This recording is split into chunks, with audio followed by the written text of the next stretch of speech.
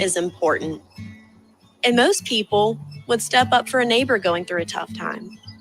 Most people around here help out friends and family when they need it. But the funny thing is, most of us won't look for help when we need it. If you're struggling with mental health, you should know that there are resources out there that can help. And it's okay to talk about it if you need to. One place to get started with information is loveyourmindtoday.org. Loveyourmindtoday.org offers a range of guides, instructions, and insights for dealing with difficult situations or getting through a tough time. If you're struggling with mental health, get the help you need, because most people out here really care. Visit loveyourmindtoday.org. That's loveyourmindtoday.org. Brought to you by the Huntsman Mental Health Institute and the Ad Council. When I found out I had postpartum depression, I realized caring for my son starts with caring for me. Mental health care is working for Simone. See what it can do for you at mentalhealthcareworks.org. A message from the American Psychiatric Association Foundation. This is Ashanti Martin, General Manager of Word Radio, and I'm here to share some important information for 2024 voters. Pennsylvania's primary election takes place April 23rd. In primary elections, members of a political party choose who they want to run for office during the November general election. You must be registered to a specific party in order to vote in the Pennsylvania primary election. This year's primary features competitive state-level races, including the Attorney General. So while all eyes and ears are on November, it's important for you to make your voice heard this April as well. Now is the time to check your voter and party registration status. The last day to register to be eligible to vote in the primary is April 8th. For information on how to do this, go to wordradio.com/2024vote. This is your word on democracy. Your vote matters. Our democracy matters. This vignette was brought to you by AARP. Celebrating Black excellence worldwide and bringing joy and power to the people. This is WURD 900 AM and 96.1 FM, Philadelphia. Streaming online on wordradio.com and the Word Radio app. The views and opinions expressed by the guests, listeners, and hosts of any program on Word Radio do not necessarily reflect those of the ownership, management, or advertisers of this station. I'm simply saying that life finds a way.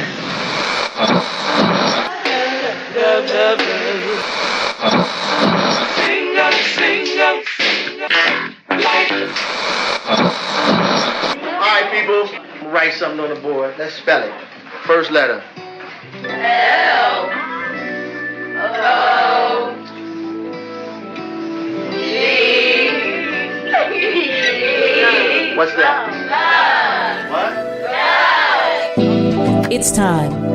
It's time to have real, honest, open, difficult, and inspiring conversations.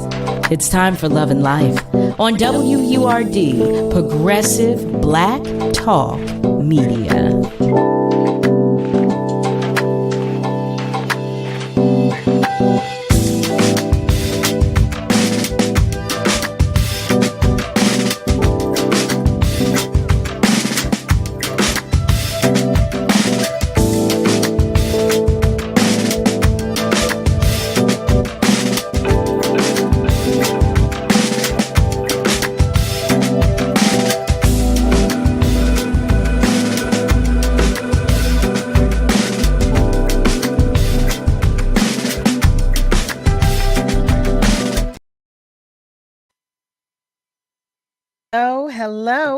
Hello there, family. Hello and welcome. Welcome to Love and Life with Carol Riddick right here on WURD, Progressive Black Talk Media, on air and online at wordradio.com. Happy hump day to you. Happy Wednesday, March the 20th. Oh, y'all, this year is flying. I mean, really, I feel like we still just said Happy New Year. You feel that way? Well, family, in recognition, or continued recognition, I should say, of Women's History Month, today I share with you Sister Rosetta Tharpe. Sister Rosetta Tharpe was an American singer, songwriter, and guitarist. She gained popularity in the 1930s and 1940s with her gospel recordings. She is said to be the originator of pop gospel and a popularizer of the electric guitar. It's said that her emotionally charged dimension is said, well, to be the foundational to rock and roll. How about that? How about that? That is today's Women's History Moment. And continuing our Black History Moment, Black History 365, that is today's Black History 365 moment is about Dr. Ralph Bunche. Dr. Ralph Bunche, an American political scientist, diplomat, and leading actor in the mid 20th century decolonization process and U.S. civil rights movement, received the 1950 Nobel Peace Prize for his work as a mediator in the Palestine crisis. He is the first African American to be so honored. Family, that is today's Black History 365 moment. Wishing all of our love bugs a happy birthday today. Those of you who are celebrating and who are continuing your celebration. Y'all know I celebrate the whole month. But happy birthday to all of our love bugs that are celebrating. Family, if you are joining us, let us know. If you're joining us by way of social, send us a comment. Say, hey, how y'all doing? You know, Nick and I love the love any way you care to share it. And if you're simply listening, that's okay too. You can give us a call. You can do so by dialing 215-634-8065. You know, you can even call us toll free. And you can do that by dialing 1-866-361-0900. So, family, for those of you whose light is shining just a little dimly, or whose hearts are heavy today, I'm talking to you right now, okay? I'm talking to you. I'm sending you all the extra love and hugs that I can muster in this moment and that you can handle on behalf of your entire tribe and village, because we want you to know that you are not alone and that you do not have to feel like you are going through this by yourself, okay? Okay, that's love right there. We love you. Yes, we do. Family, I have some things that I do want to share with you. That's right. Yes, I do. Level Up is back for 2024, celebrating Women's History Month in partnership with WVON Chicago and KJLH Los Angeles, highlighting Black women-owned businesses who are making a difference in their communities.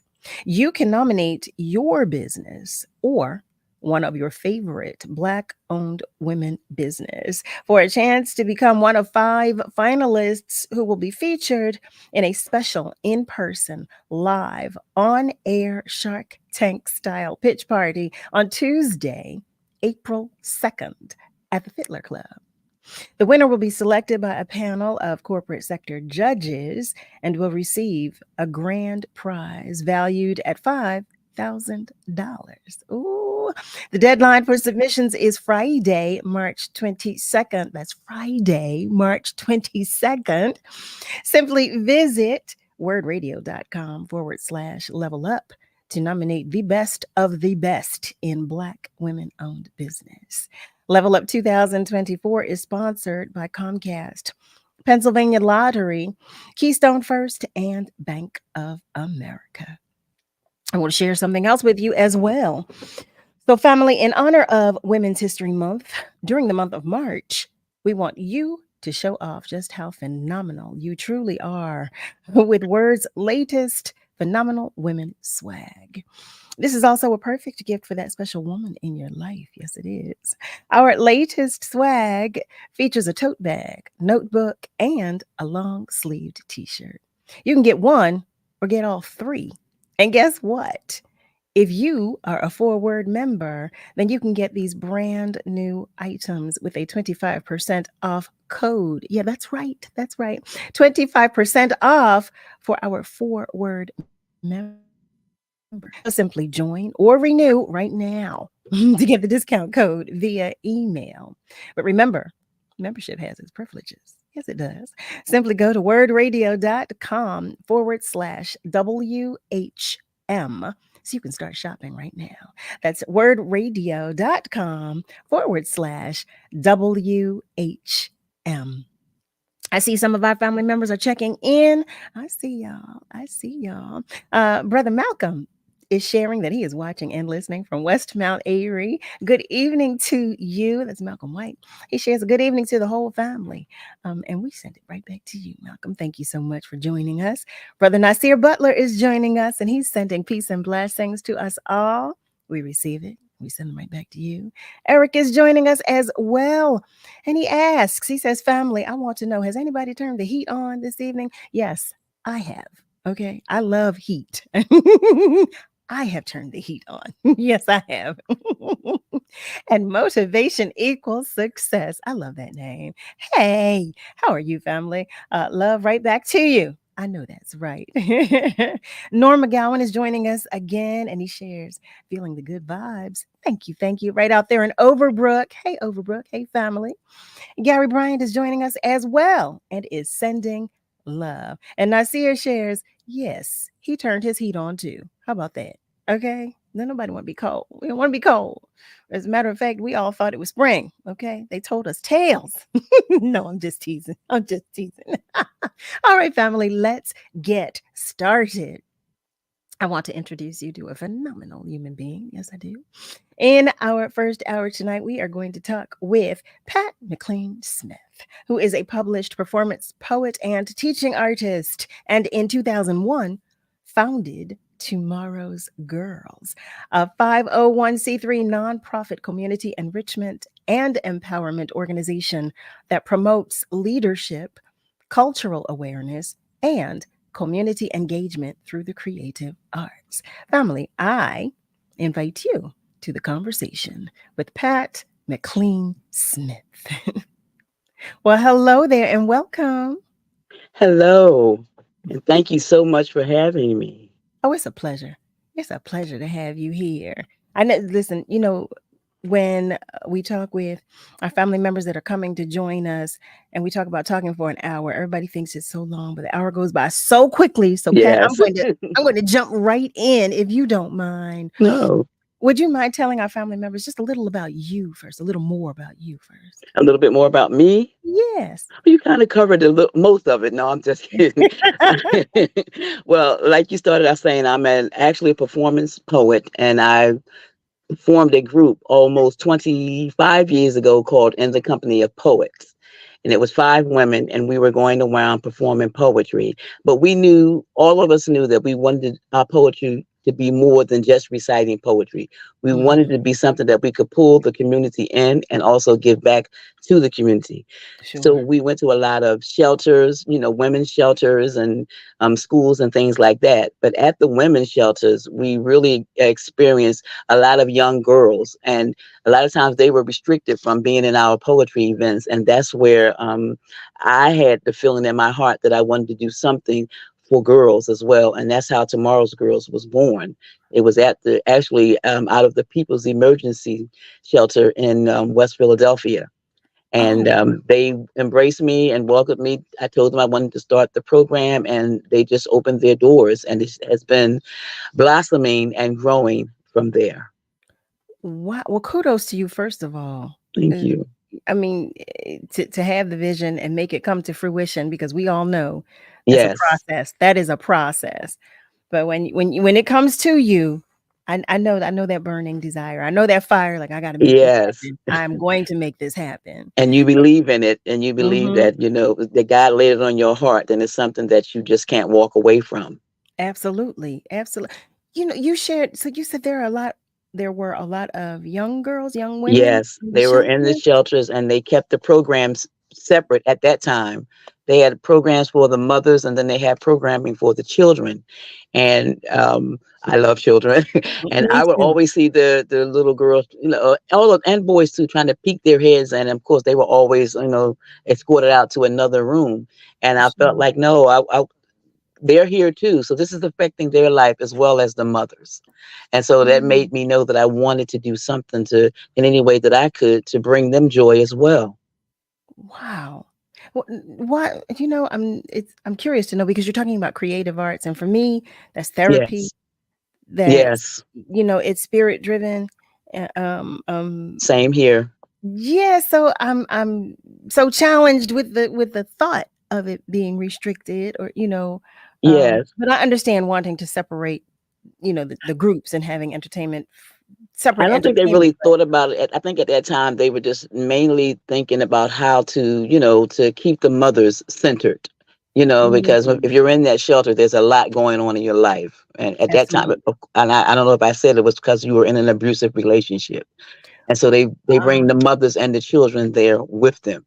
So they were bringing us in to try to, to do things to help the mothers stay uplifted and to help them stay there, because a lot of times they didn't want to.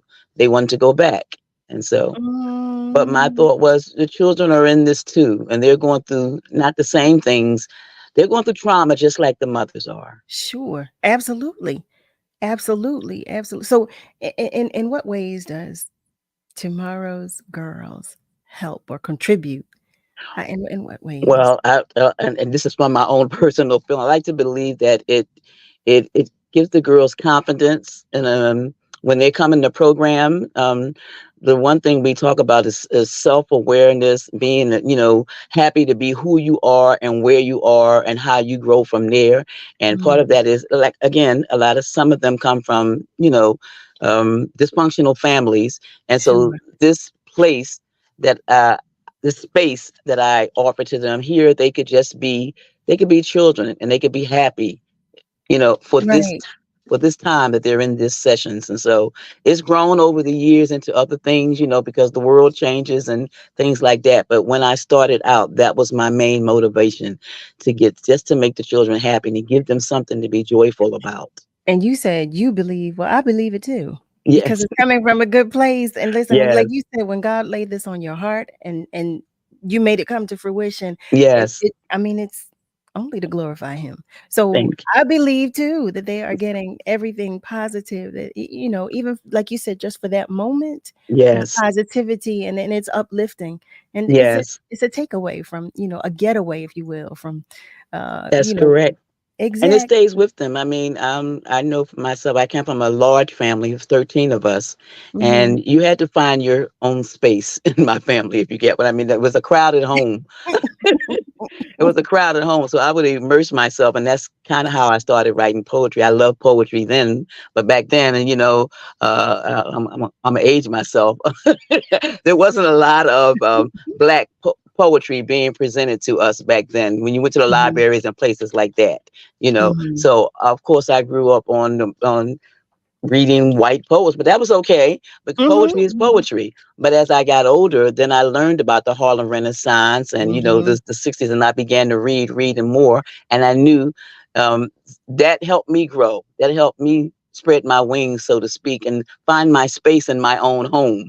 Oh my God, bless you. God has, and God is continuing to do so. Yes. So now, yes, he has. I know that tomorrow's girls received a grant from the Philadelphia Cultural Treasures. Oh my goodness, yes. And tell us about that. I'm so thankful and appreciative for that, because even though I've been doing this for over 20 years, and the majority of it is from my own funds. It's from my own, because I knew I wanted to do it. I mean, and I've gotten other grants. I applied for grants, but I applied for them through my artistic endeavors, through poetry. I'm also a mixed media artist. And so I've gotten grants through that way.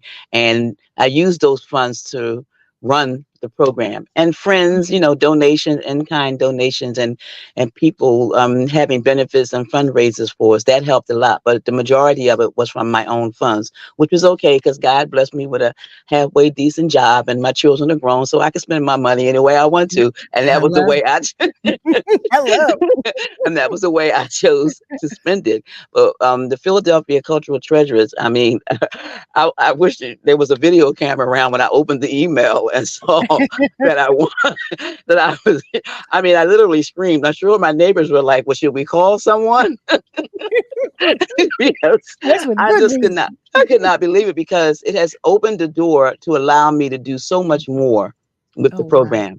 Not that I don't feel like I've already done a lot, but money helps. It will allow me to not only do more, but I can have more girls in the program. I was about So to say it that's widens the reach. yes, Exactly. exactly. I do want to share that one of our family members, Nick Christian, is joining us. Hi, Nick. Thank you for joining us. And he shares what an amazing story, purpose, and passion. Sister Pat Smith. I love that. And Eric shares, hello, Ms. Smith. Welcome to the Word platform. Didn't you do a segment with Sue Serio of Fox 29 not too I long surely ago? did. See, family is checking. Family is watching. You hear me? Family is on it. And Yes. our beloved Ms. Rosalind, she is joining us. Hello there, beautiful. And she shares she's giving everyone their flowers while we can still smell and enjoy them. And we so appreciate you. So wonderful. Family, listen, it's time for us to take a commercial break. But know that the phone lines are still open. You know that you're always invited to the conversation. So the phone lines are open and feel free to continue to comment on our socials. Whatever you do, though, stay with us because we are coming right back. Join us for the Level Up Pitch Party and Networking Mixer, Tuesday, April 2nd at the Fittler Club, celebrating Women's History Month in partnership with WVON Chicago and KJLH Los Angeles. We are highlighting Black women-owned businesses who are making a difference in our communities. Come out and cheer on your favorite business as the 5 finalists vie for a chance to win the grand prize valued at $5,000. And while you're there, meet and greet the judges and others from various business sectors throughout the city. There's still time to nominate your business or one of your favorite Black women-owned businesses. Do it today. Visit wordradio.com/level up to nominate the business and RSVP to the event. Level Up 2024 is brought to you by Comcast, the Pennsylvania Lottery, Keystone First, and Bank of America. Meet Amanda. She loves to start her day by heading to her favorite coffee shop. Morning, Amanda. Black coffee, no sugar. Then, she usually takes the long way to share a little treat with Coco, Mrs. Lopez's little terrier.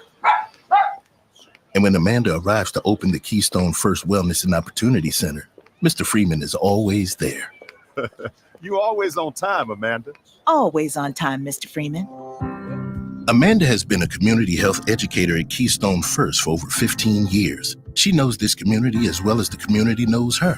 As a local health plan, we don't only take care of members. For over 35 years, we have known them as neighbors, friends, and family. As Southeastern Pennsylvania's largest medical assistance managed care health plan, our roots run deep. Visit KeystoneFirstPA.com to learn how we can help you get care and stay well. Family Therapy Vignette Moments with Dr. Lucille Ijoy. It's March, you know. Make a note. The calendar reminds us it's almost time to vote. Yes, it's March, you know. Make a note. Turn in your ballot. It's time to vote. Now, some people go in person. They make a note. They go to the polls. They're ready to vote. There's some good helpers at the poll. They are really willing to help you vote. Yeah, they're ready and willing to do this to help you vote. Come on, everybody. Say it together. We all are registering. We register. We vote. We must. We register. We vote. We must. This is Dr. Lucille Ijoy. No, what's the word, boy? What's the word? What's the word? WURD, Progressive Black Talk Media. You're listening to Love and Life with Carol Riddick on WURD, Progressive Black Talk Media.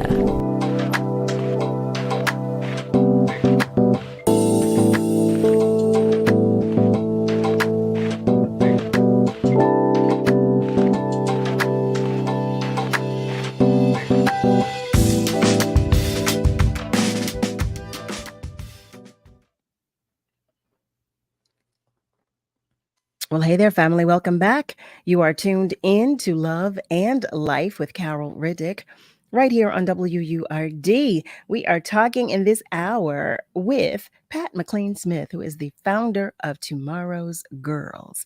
Just before the commercial break, she was sharing with us about her excitement about Tomorrow's Girls having being the recipient of a grant from the Philadelphia Cultural Treasures. You know, that first of all, it warms my heart, and I'm so happy for you because Thank you. I feel your spirit. I feel you listening to you talk about the organization and talk about, from where it came. Yes. Like I keep saying God bless you, but God has, and he is Yes, he continuing has. to do so. But it's such a beautiful mission. It really is. And as we know, our babies need help. Our babies need help. And especially in this scenario, especially as it Yes. pertains to this scenario. So how can our family members learn more information about Tomorrow's Girls? They can go to my website, which is www.tomorrowsgirls.org. You need me to say that again? Yes, please. Yes, please. www.tomorrowsgirls.org.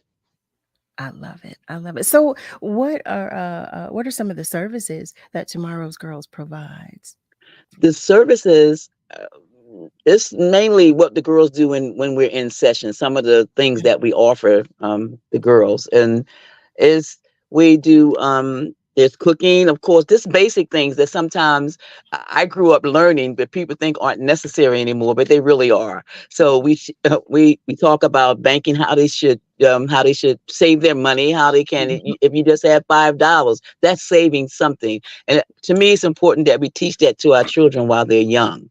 Oh, especially in our community. Those are things that I never heard about when I was young. So that's one of the things. We also do community service where we go out and go like to different senior facilities, and sometimes just interact with them doing arts and crafts, or the girls, of course, I'm a poet, so we're writing poems. And I have something that I do with them that's called the Me I See, where they draw a picture, and then they write the picture's supposed to be a picture of them, how they see themselves. Oh, wow. And then they write a poem from that. And some things come out doing that. And that has kind of turned into like a little therapy thing that we do all the time, because some things come out of that at first I really felt like I was unequipped to deal with it. But then I said to myself, I talked to God, because what you have to do. I talked to God, and I didn't want to be a disservice to the girls when I was finding out these personal things that I'm finding out and I'm learning from them. So I didn't want to be a disservice and not be uninformed and not know how to handle it. And I'm serious. The answer was, be yourself, talk to them, love on them. And that really, to me, I know it sounds simple, but it really, really is true. With children, I just feel like it doesn't have to be a lot. You don't have to go over the top. Talk to them, listen to them as well. And so those are some of the things that we do. A bunch of other things, of course. We also do creative writing. I've introduced them. I bring a lot of, because I'm an artist and I know a lot of people, I bring a lot of, and I'm fortunate to bring them in, and they're learning things like modeling, fun things for girls. Right. Yes, Nice fun things for girls. But then you slip in the other important stuff. You got to do the fun stuff, and then you slip in the important stuff. I'm listening to, I'm sorry, I didn't mean to interject. That's okay. I'm listening to you, and quite honestly, everything you said is something that would be a nice retreat for us good and grown Yes. women.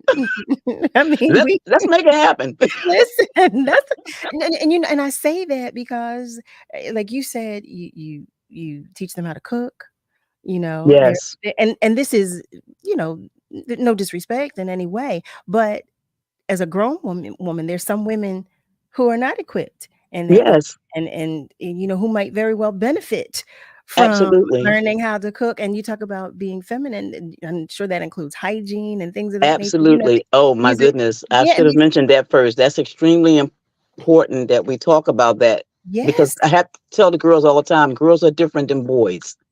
We're growing at the same, but we're different, and we have to carry ourselves differently. We have to do things differently when it comes to our hygiene and our personal appearance and all of that. So, and I have to say, at first I thought it was going to be hard, but usually when we first talk about it, they're a little like, I don't want to, she getting all up in my business. But then by the end of it, they're really open to some of the things that we're talking about, because I kind of feel like a lot of them, they've never really had another adult talk to them about it.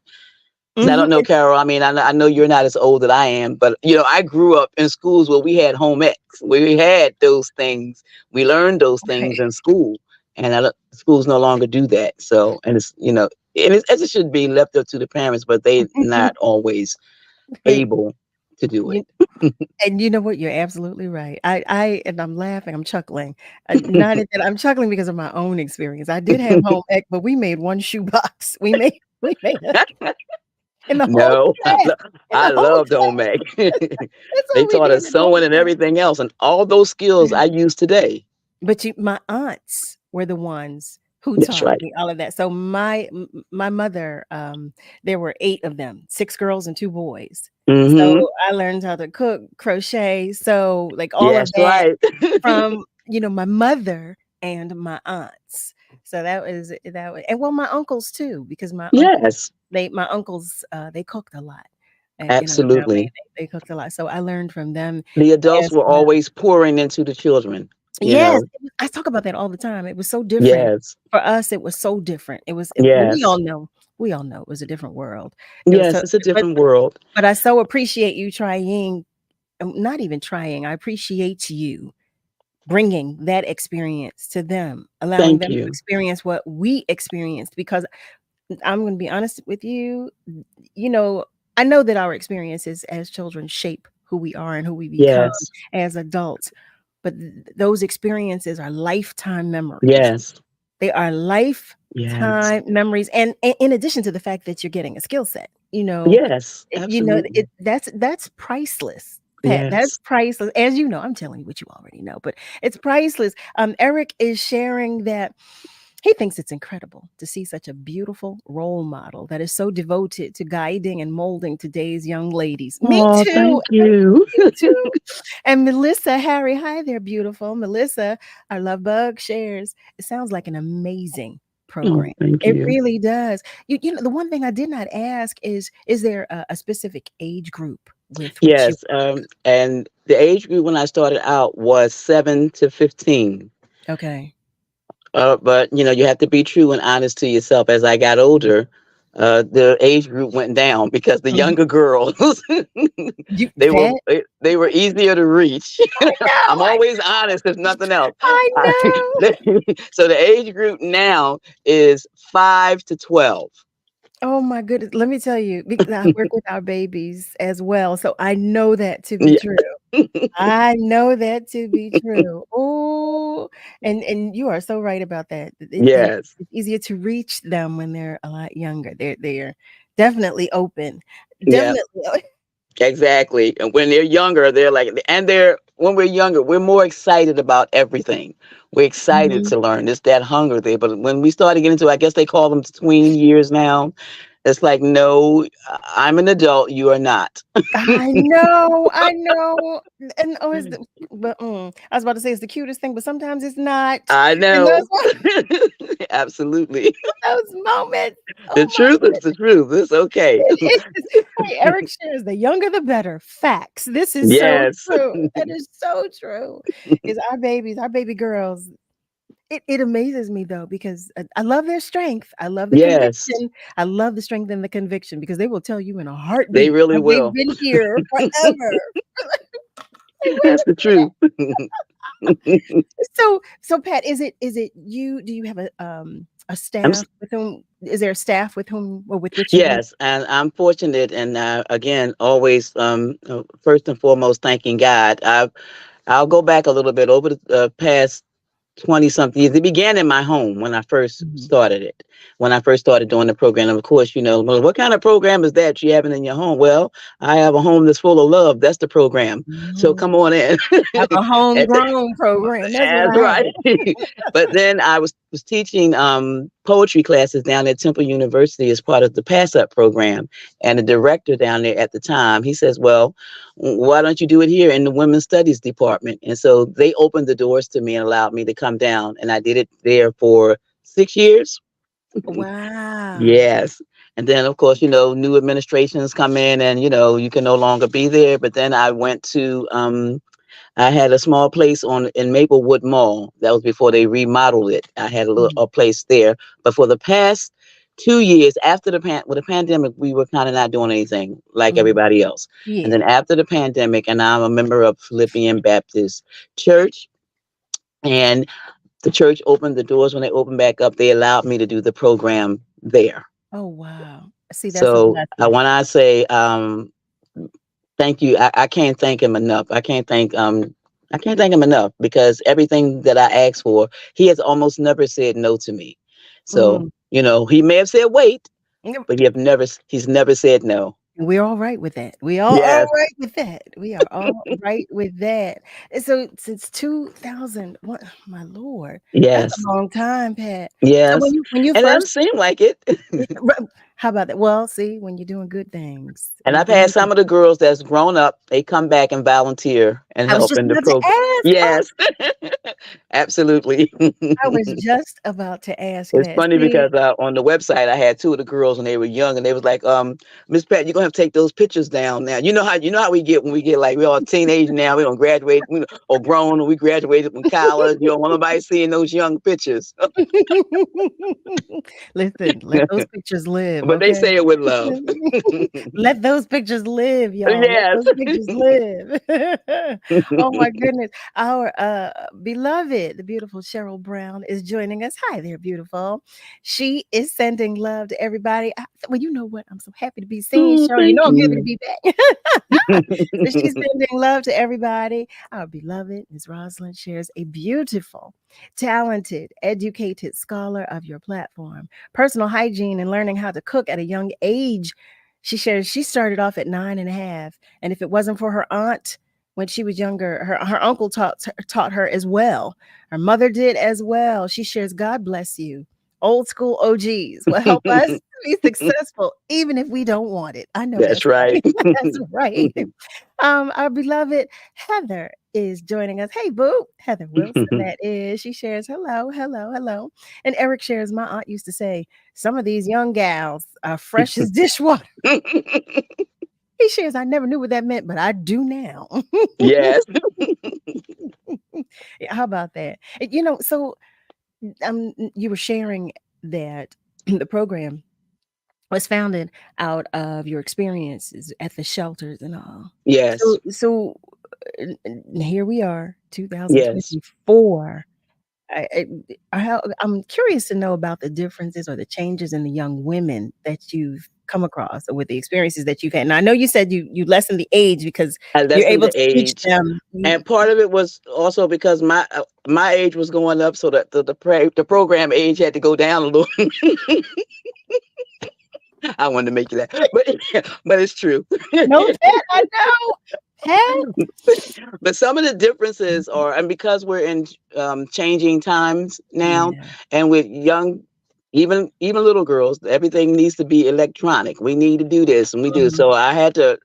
One rule that I had to set down, and that was just in the last year, was that there are no phones, no electronics are going to be used during this program.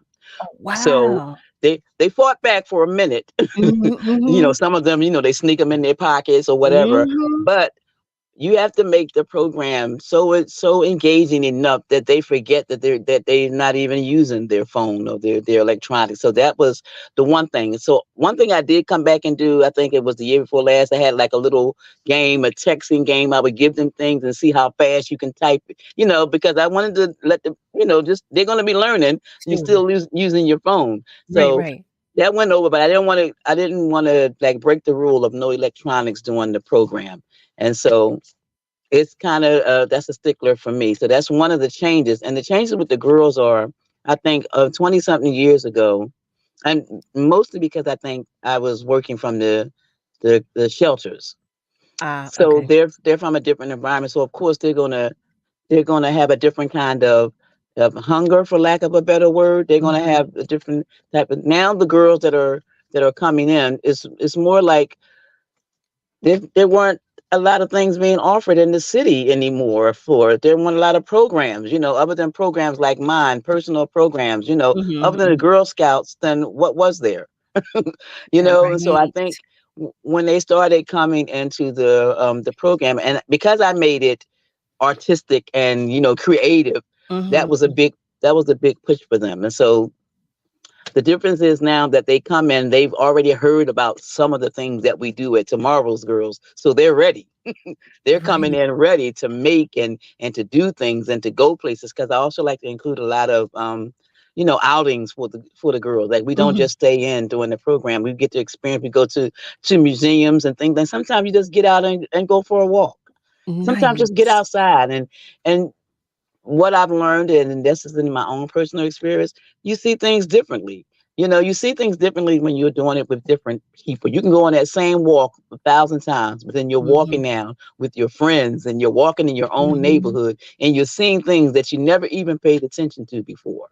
That is so true. I really want them to experience that. So especially when they're getting out and they're doing community engagement, like helping someone with their someone with their package, or if you're seeing someone that needs help, like we even did we do something that's called backpacks and blankets in the winter. We get backpacks and we fill them with essential needs for people that are living on the street, and the girls are excited to be a part of that. So that's to let them know that, yes, we're all going through some things, but they're for the grace of God. You have to remember that. And so if they're not seeing it and actually being involved in it, then they don't think about it. But when they actually started doing, they have asked me several times, well, can we do the backpacks, the blankets part? They want to do it.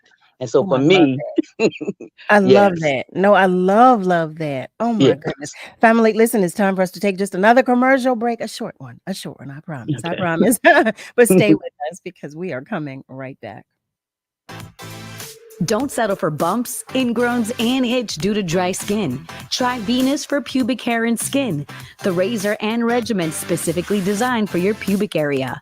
Featuring a razor with patent irritation defense bar and skin care regimen that is dermatologist and gynecologist tested. Venus helps protect your pubic skin from shave irritation. Discover the full regimen of products at GilletteVenus.com.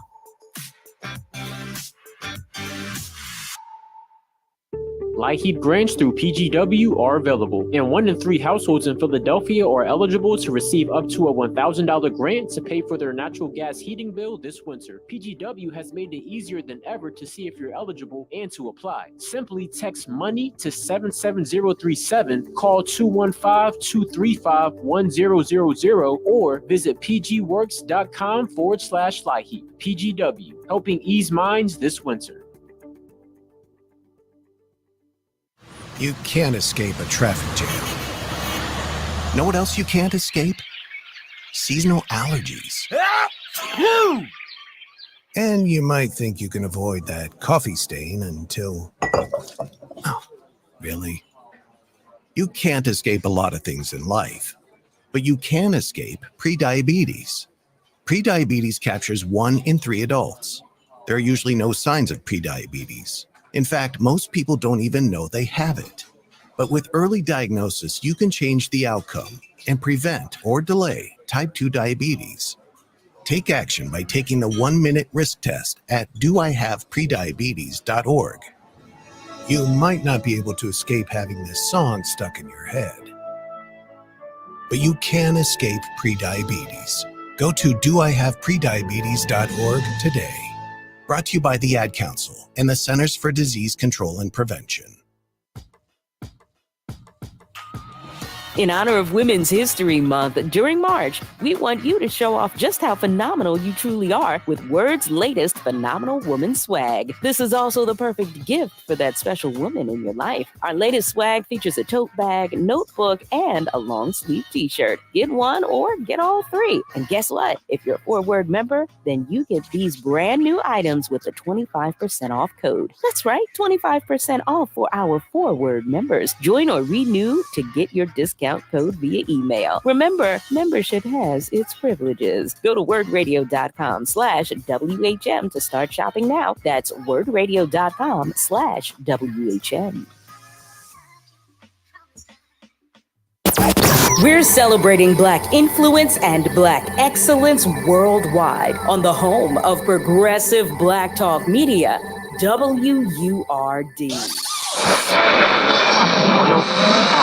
What is love? You're listening to Love and Life on WURD, Progressive Black Talk Media. I think I know what love is.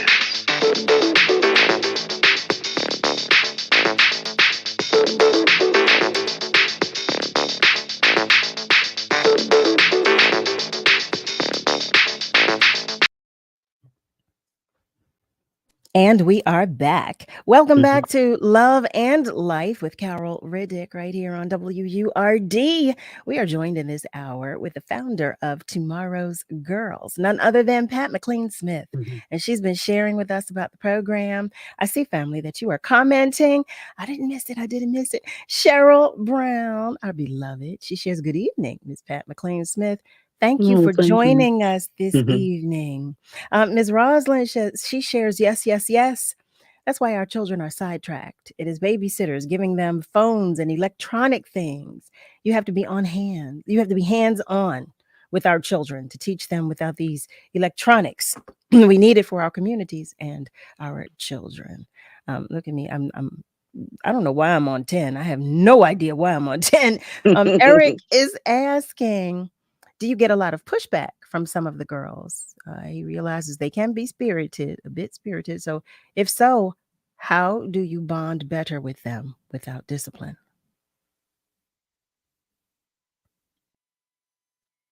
You want me to answer? Yes, that's the okay. question. I wasn't sure. I thought you were still reading. That's it. Okay, so wait. I get some pushback, which is also one of the reasons why the ages got younger. Okay. And how I discipline them is they usually have to sit out of something fun and exciting that we're doing. And so they have to sit out of that session. And I have an agreement with the parents that if I have to discipline them more than 3 times, they no longer can be a part of the program. Nice. So usually that works. And you know what? Understandably so. Because the girls, like you said, they have a desire to participate. So if you tell them 3 strikes, you have to out. sit and watch all of these super fun things that we're doing, and you cannot be a part of it. So because we have a little code of conduct and they get all of that when they come to the orientation, when they come into it's for the parents and for the children as well. So when they become a participant, I will say, yes, of the program, for how long are they able to? The sessions usually they start in June and it runs until September when they go back to school. But all year long, we do different after school things. But the main time is the summer program. So it's usually out of school. And that started long ago because I was working. And so I had children myself. And so the summertime was the best time for me to do it. And actually, because I'm funding it myself, I had to make sure that I can do it when I can afford to give it the best. I never wanted to skimp on anything that I was doing within the program. Oh, absolutely. And I don't know if I mentioned that the program, it has always been free. I never charge, and which is another reason why this Philadelphia Treasurers grant is such a blessing, because again, I can do more. God bless you. Oh my goodness. I keep saying it. No, well, our babies, we need it, and our babies need it. So this is a huge help to our little ones. That is and now that I've awesome. gotten pushback on, like, why don't you charge? And this should be a registration fee. And sometimes you have a lot of people in your head trying to tell you what you ought to do with your vision.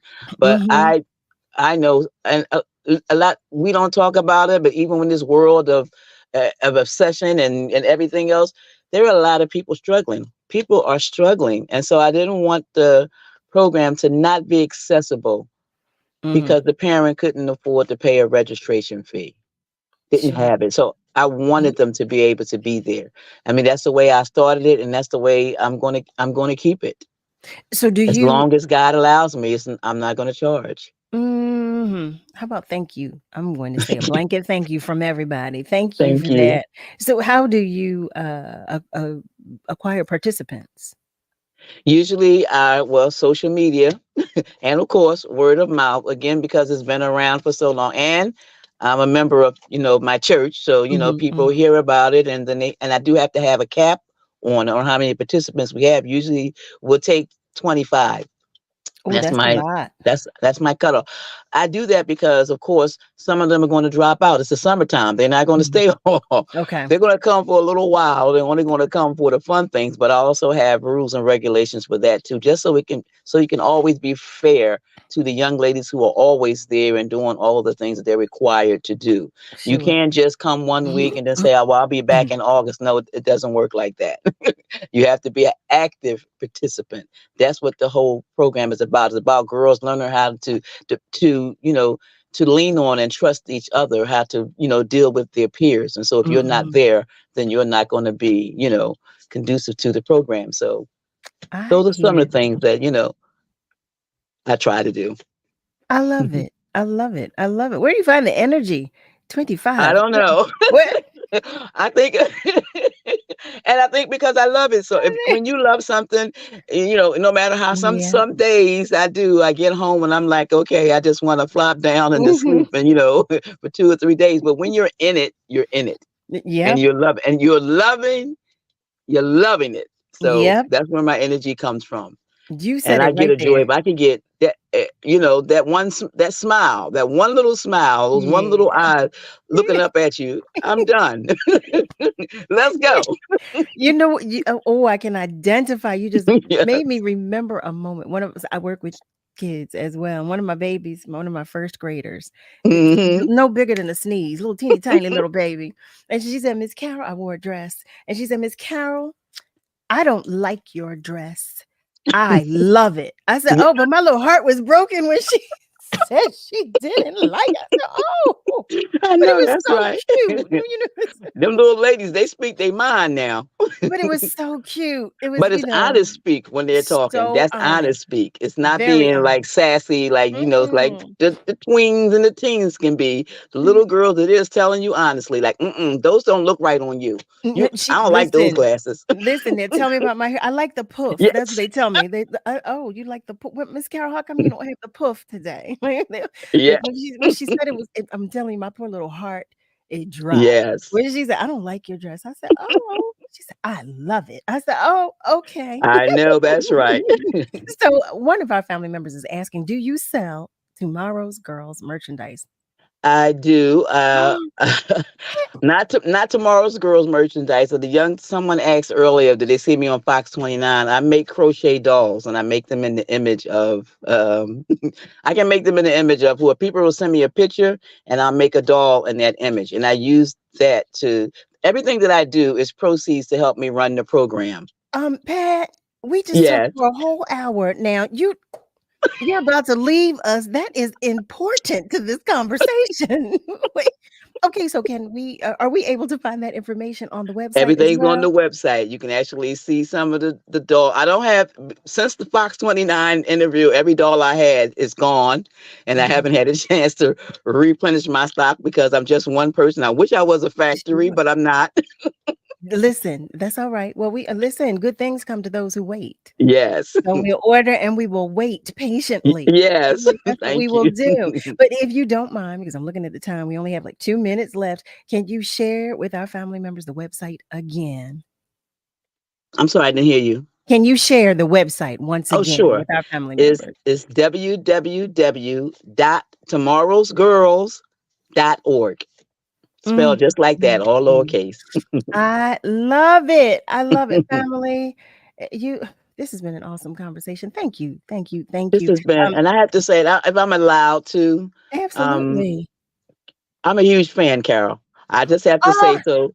When they said, I was like, what?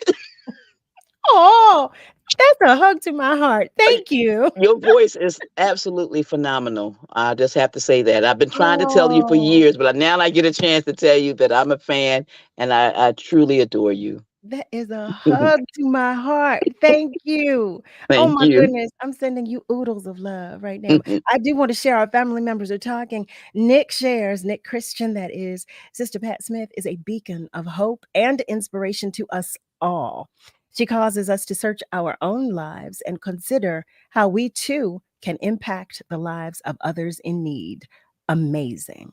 I I love must that. say, that's my pastor. Oh, Abs- I could yes. not have said it better. I was about to say I could not have said it better. I could not. Miss Thank you. Rosalind shares, we love you, Miss Pat, and thank you. God bless you and keep up the great work. Oh, I Thank love it. you. You know it. You know it. You know all this love here. I'm feeling it, and I love it. Thank you, Pastor Christian. Thank you. Michelle Pugh shares wonderful interview with Miss Pat McLean-Smith. Tomorrow's girls will be our women of tomorrow. Oh, thank you. We love you, Pat. Okay. Oh, I And love we you love more. tomorrow's. We love you.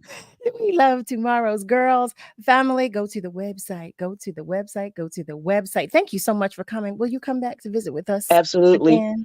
You Thank just have to you. call. Just Woo! say Carol called. Done, and done. Family, it's time for us to take another commercial break. When we come back, I have another phenomenal human being for you to meet. So stay with us because we will be right back. Bye, everybody. And thank you. It's the WURD Hot 60. Hot 60. Here's the hottest 60 seconds you missed on Love and Life. Dr. Z, what if your friend needs some money and your partner says no? No, hello. Well, you cannot prioritize your friend over your relationship. The idea is relationship first. So I think that is a conversation that needs to be had. Money is a whole nother ball game. But if my partner says no and it's our money combined, I have to honor that. What if it's not your money combined? What if you're dating and you're serious about this person? If it's my money individually and there is not one pot, then realistically, you can really felt your energy. I don't know if you can really tell me what to do with my money. However, I do feel like I need to take what you say into consideration. Right. I don't want you to feel like I'm not listening to you. And that's your hottest 60 seconds from Love and Life on WURD, Progressive Black Talk Media. Word Radio Digital Tip of the Month with Stephanie Humphrey is brought to you by Comcast. The recent AT&T wireless outage caused a huge inconvenience for a lot of people. Not having cell service for any length of time can be a serious matter, so here are a few things you can do if your cell service gets interrupted. Both iPhones and Android phones allow Wi-Fi calling, meaning you can make phone calls while connected to Wi-Fi instead of over your cellular connection. You may have to dig into your phone's settings to enable it, and you will need a Wi-Fi signal to use the feature. You can also use apps like WhatsApp, Telegram, or Messenger to communicate with others over Wi-Fi as well. FaceTime on iPhones and Google Voice on Android phones are another way to stay in touch when you don't have a cell signal. And even if you don't have cell service or Wi-Fi, you should still be able to dial 911. It can be a pain when cell service goes down, but it doesn't mean you have to lose touch completely. Stay tuned to WURD for more tips and stay connected with us at wordradio.com. For the longest time, it was hard for me to even get out of the house. It took me a bit to understand what was going on, but eventually I learned I had anxiety. Now I'm getting help for it. Mental health care is working. See what it can do for you at mentalhealthcareworks.org. March is Women's History Month, and Word Radio celebrates Black women in education. Ruth J. Simmons is a highly accomplished educator who holds a PhD in Romance Languages and Literature from Harvard University. She served in various faculty and administrative positions at prestigious universities before securing a position as president of Smith College, president and professor of Comparative Literature and Africana Studies at Brown, and most recently, president of Prairie View A&M. Ms. Simmons is the recipient of many awards, including the 2001 President's Award from the United Negro College Fund, the 2002 Fulbright Lifetime Achievement Medal, the 2004 Eleanor Roosevelt Val Kill Medal, the Foreign Policy Association Medal, and the Centennial Medal from Harvard University. Ruth Simmons is the definition of Black excellence, and WURD salutes you. This Women's History Month vignette was brought to you by Comcast, Keystone First, Bank of America, and the Pennsylvania Lottery.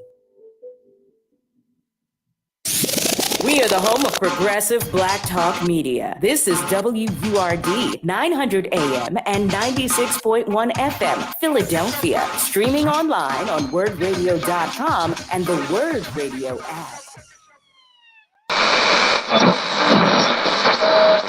Let me tell you something, and don't you ever forget it. Success is nothing without someone you love to share it with. You're listening to Love and Life with Carol Riddick on WURD, Progressive Black Talk Media.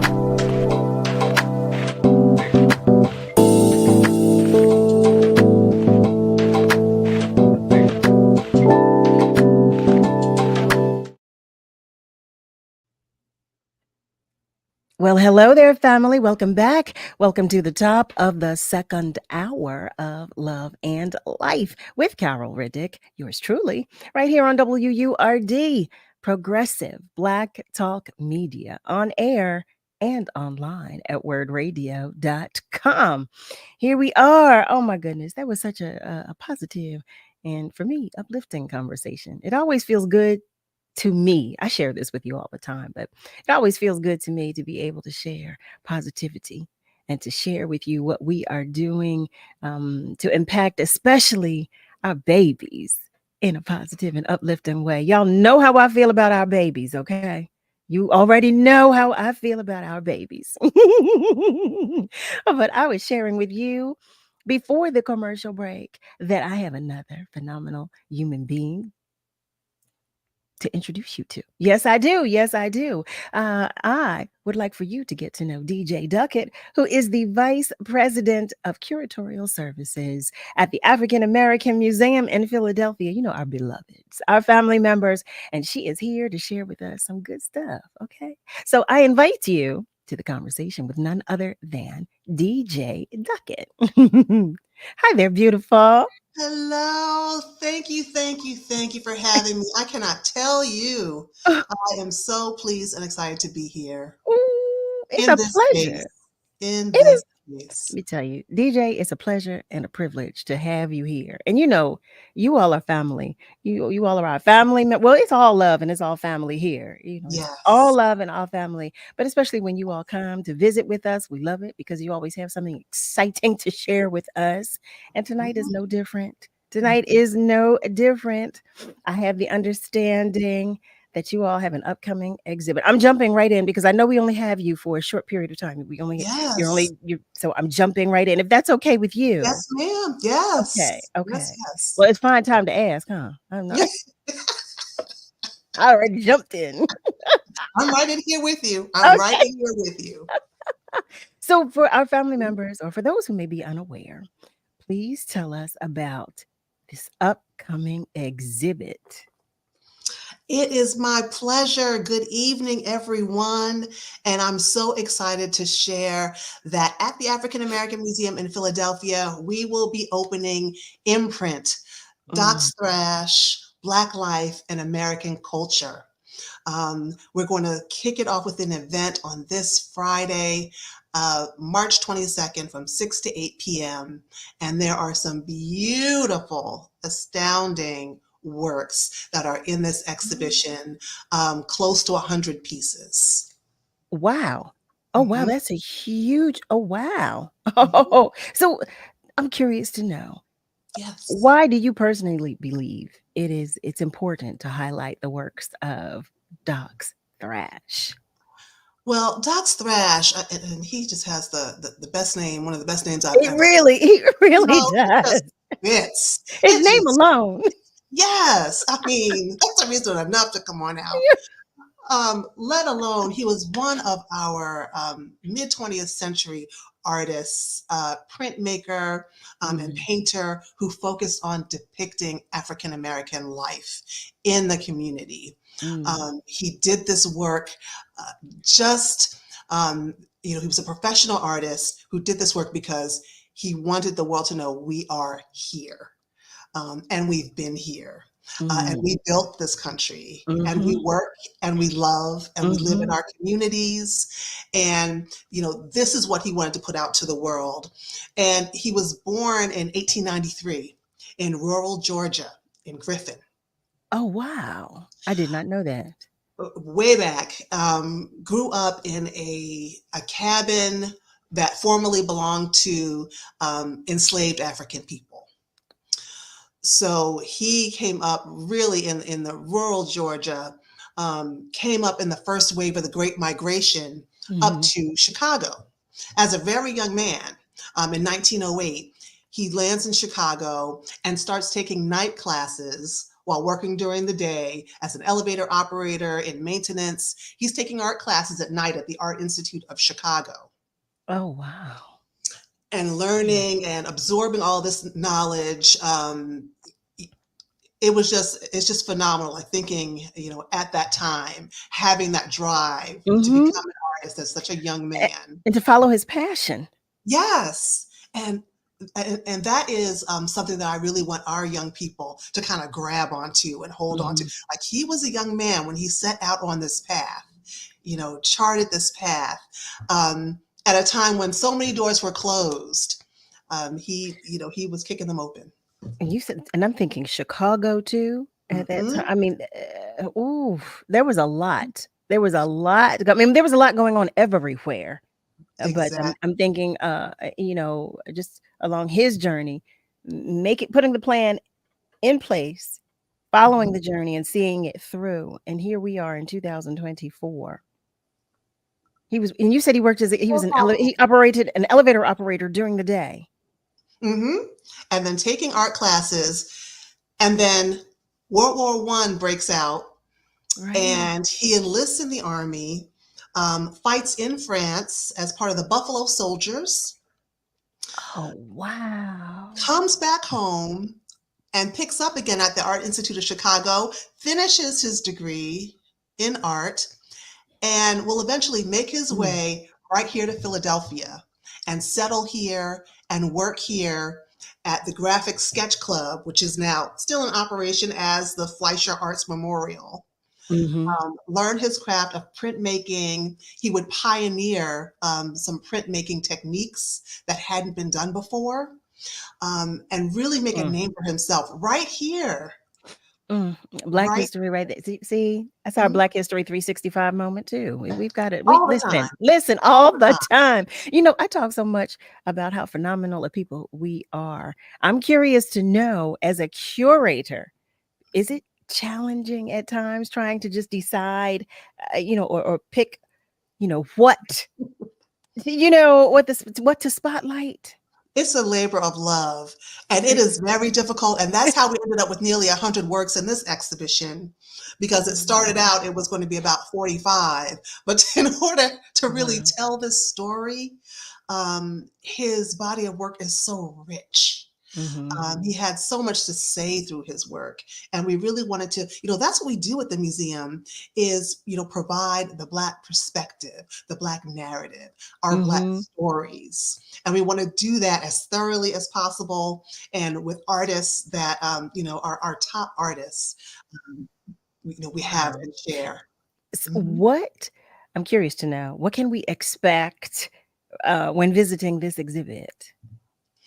Well, there's different areas of the exhibition that focus on different parts of Dox Thrash's work. Okay. So we have a whole wall of portraiture of beautiful Black faces and countenances. I love that. That just go from ceiling all the way down, and you can kind of spend time kind of basking in their glow. There's a section that is about place. It's about landscape and cityscape, both in rural Georgia, where he grew up, and his memories of his community there, and in Philadelphia. We'll see prints and sketches of places that are still here today. So now, what brought him to Philadelphia? He came to Philadelphia. He did some traveling after he was in Chicago. He traveled around to New York, to Boston, kind of seeing the cities, seeing the Black communities in different places. And I think Philadelphia just kind of spoke to him. After the Great Depression, we had a really good federal works program that hired artists, particularly Black artists in Philadelphia, and got them working. And he really fell in love with the community here in Philly, like many of us do. I was about to say, not to say that Philadelphia is not a place, to fall in love, or with which to fall in love. Not to say that, not to say that. I do want to share one of our family members is commenting. Eric is commenting. He shares, "Good evening, Ms. Duckett. Welcome to the Word Family. With the clientele and inventory growing so swiftly at the African American Museum, are there any plans to expand in the near future?" Oh, that's a great question. Well, there are. We are expanding and moving to the Parkway. I don't know if all of the listeners are aware that AMP is on the move. We are excited. Our illustrious president and CEO, Dr. Ashley Jordan, is charting the path. And we are heading to the Parkway. So, plans are underway. This will be, a multi-year undertaking. And we're looking at about 2028 to be, in the new building, brand new building. So it is high time at the museum right now. So looking forward to that. And so it would expand everything that we do, and we would be right alongside all the Parkway museums where we truly belong. Yeah, absolutely. Absolutely. I'm so excited. Oh my goodness. I feel like a little kid in a candy store. Eric, and look at this. Eric is excited. Yes, he shares OMG. Yes, yes, yes. The Parkway with the other museums. Exactly. I feel the same way. Oh my goodness. I don't know how that escaped me, but I'm so happy to have received the information now. It doesn't even matter. It doesn't even matter. There are wonderful things on the horizon. The museum will be 50 in 2026. So we're so excited about that. And, there's many exciting plans coming. I did not know that the museum will be 50 in 2026. Family, do you hear this? Okay, so that means there's a huge celebration coming. Yes. Oh, a huge birthday party. We're going to have a birthday party. Ooh, stay tuned, because you don't want to miss any of this. So I was going to share with our family that some of the information that was shared with me, and now I'm thinking about it. And what I read was that over the last 5 years, you organized 16 exhibitions. I believe it was. The number was 16 exhibitions. 7 years. Yes. Was it 7 years? 7 years. Now it's 7 years. 16 exhibitions. And that was, quite honestly, from where my question came about choosing, because there's so much, like I say, we are such a phenomenal people. It has to be so challenging when determined, like what are some of the determinants for you when you say, we have to showcase this, or this is absolutely something that we definitely have to have? It is challenging because there is so much art and history that's available to us now. So we will curate exhibitions in-house that come from the museum. We'll bring in traveling exhibitions like Black Pulp we had a few years ago. And of course, we showcase our artists who are in Philadelphia. We had a beautiful exhibition of Richard Watson's work not too long ago, who was a Philadelphia treasure. So there is no shortage of work, and we have a collection at AMP. We have our own permanent collection of visual art and a full archive that's available as well. That's going to be showcased, in a fantastic collection show for our 50th. So we're going to bring out those jewels of our collection that everyone's like, well, where is it? Where's the beard in? Where's the, we're going to bring out our heaviest hitters to share. So is there a submission process as it pertains to exhibitions, or how do you, two questions here. So that would be one. And how did you find Dox Thrash? How did you find this exhibition in order to showcase it? Dox Thrash, I first really became aware of him during the 2002, there was an exhibition at the Philadelphia Museum of Art that really kind of brought him back to the forefront, but there hasn't been anything really since on that level. So it was really time to gather some of his work again. There had been a traveling exhibition. We had worked with Dolan Maxwell, a gallery here in Philadelphia, and they had traveled some work to Syracuse University and to Penn State University at the Palmer Museum of Art. And they had really focused on the technique that Dox Thrash used, the carborundum mezzotint, which he pioneered, which is fascinating. But I wanted to focus in on what depicting African American life meant to him. He was doing really the work of cultural preservation in his work. And with him being at the African American Museum, that's something that I wanted to really hone in on, his connection to his community and how that in turn, you know, can inspire us to also be connected in our communities, to think about how we preserve, you know, what's in our communities, how we pass it down the way he did. Absolutely. Oh, I understand that. I understand that. So as it pertains to like local artists or aspiring or up and coming artists, is there a submission process for their works? Oh, yes. Part two of your question. No, that's okay. No. Trust me, I understand. Carried away. On our website, there is a place where, because we have a community, our Jack Franklin Auditorium space is specifically for, you know, upcoming artists who are local in Philadelphia. You know, we've had a number of really wonderful photographers and painters who have shown in that space. And then in our upper galleries, in galleries 3 and 4, those are where the professional artists who really have made their life's work and have a body of work to show and are, you know, really just renowned in their field. So there's sort of, you know, there's something for everyone to see and really be a part of at the museum.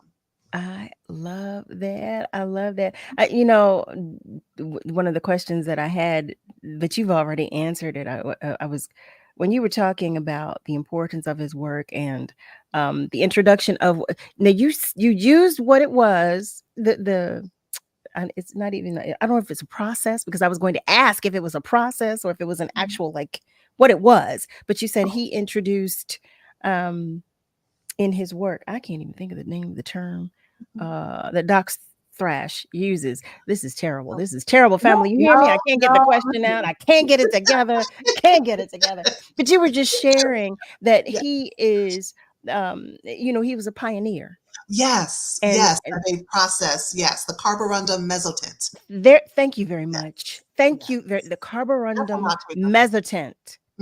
It left me as soon as it just passed through. I promise you it did. I said, I know I want to ask about this, but what did she say? So now, what exactly is that process? Well, it's an etching process, and he really created a process that would allow these very rich tonalities in the work. The lights and darks and the grays would be so much richer because of the carborundum that he would spread on the etching plate, which is a metal plate, and he would mix it with an adhesive and burnish or rub or scratch into that.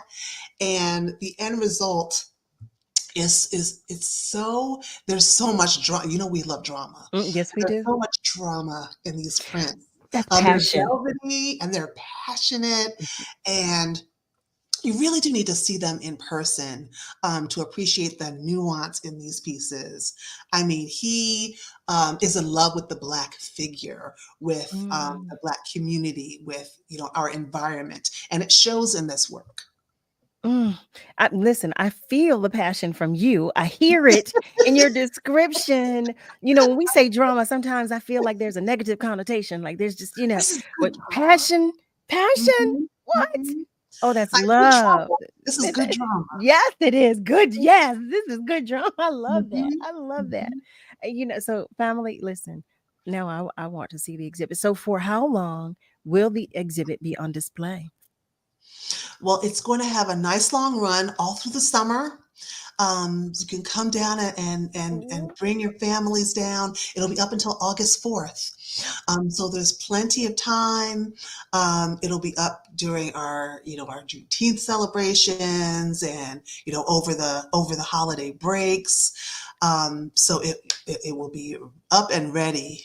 I love it. I love it. I love it. Now, what is taking place on March 22nd?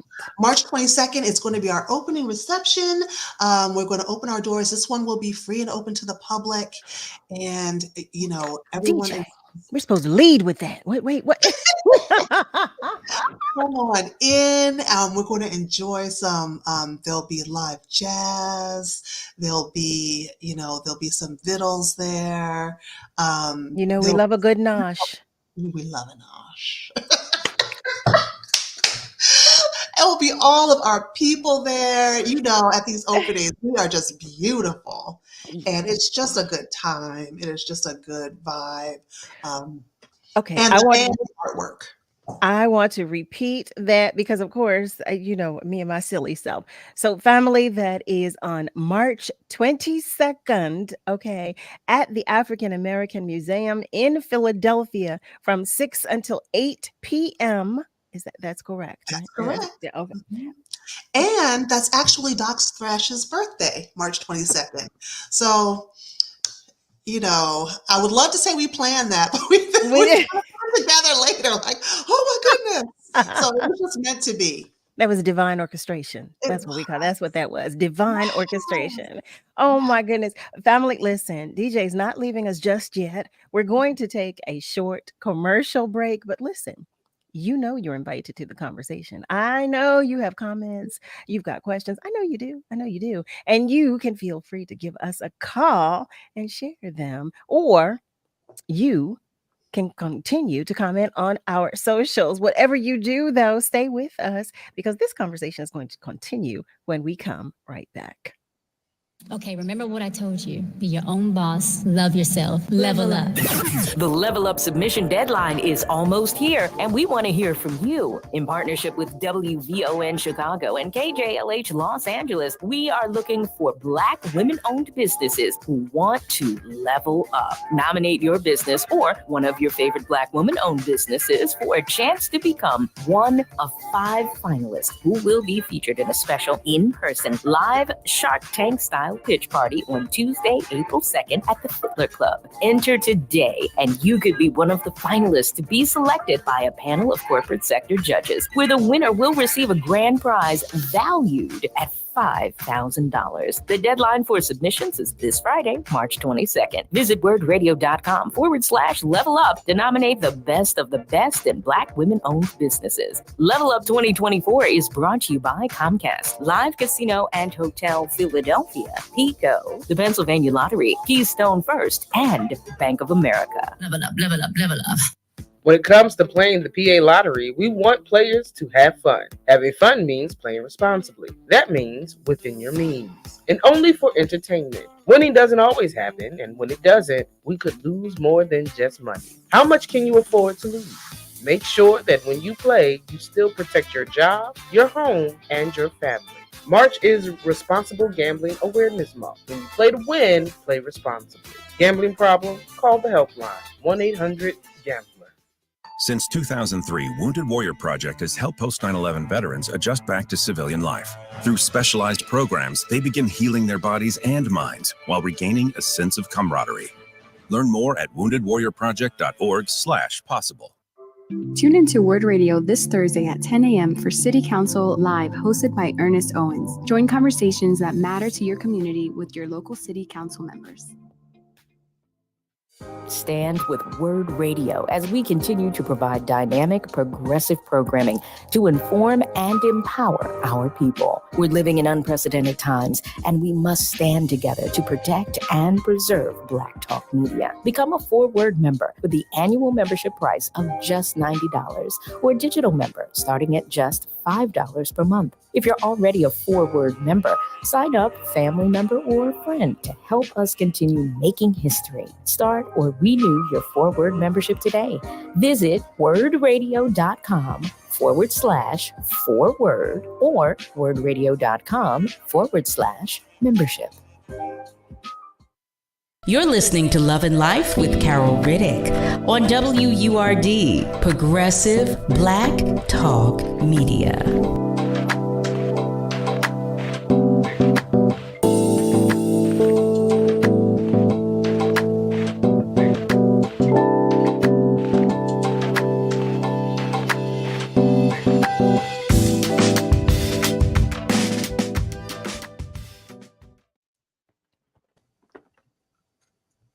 Hey there, family. Welcome back. You are tuned in to Love and Life with Carol Riddick right here on WURD, Progressive Black Talk Media, on air and online at wordradio.com. There's something that I want to remind you of before we go any further.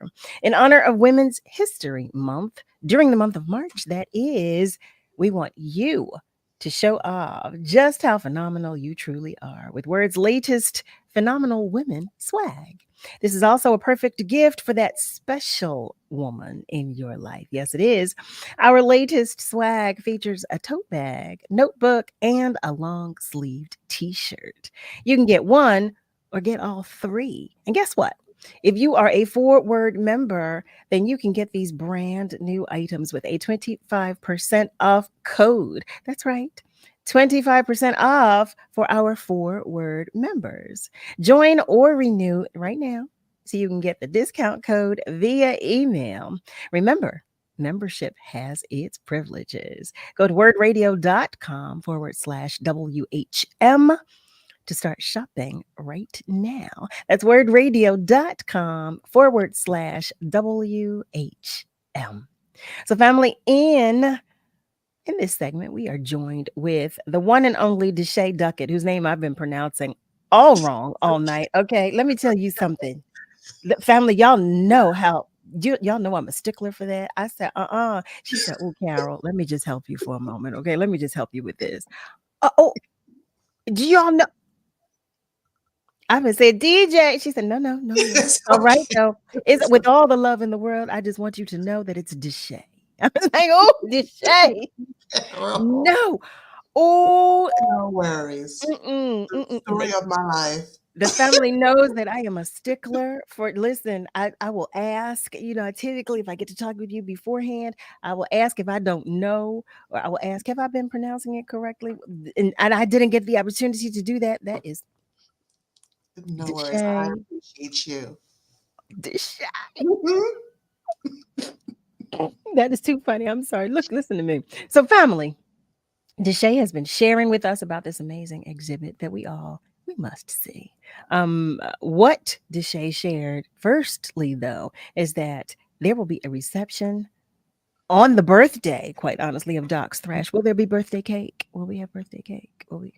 Now that you mention that, we should have some birthday cake. We should have birthday cake. Should. Yes. To have with our noise. That's really special to have the opening on his birthday. On his birthday. The opening of the exhibit on his actual birthday, which is March 22nd. It will take place from 6 until 8 p.m. And DeJay said, listen, you do want to be there because there will be noshes. There will potentially be birthday cake. There will. There's the exhibit that you don't want to miss. You just don't want to miss. And did you tell us that there a fee? This will be open to the public, free and open to the public. See that? From 6 to 8. See that? This is exciting. This is our, it's his birthday, and it's just going to be such a special evening, and we're just excited to see all of our members and friends to come on out to the museum. Now, DeJay, can you share with us the website? I know, family, the majority of us, we already have it, but there may be one or two that do not. Yes. So would you mind sharing with us the website? Of course. It's AAMPmuseum.org.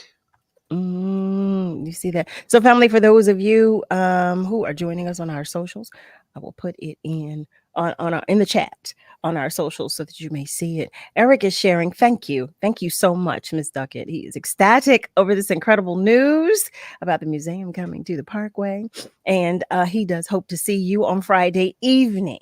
Excellent. I look forward to it. Oh, Yolanda Benitez. Oh my goodness. She said, I'm just getting on. She wanted to know which museum, which state we Philadelphia, Pennsylvania. I love it. I love it. 701 Arch Street. You hear that? Oh, could you repeat that, please? I was too busy. Sure. 701 Arch Street.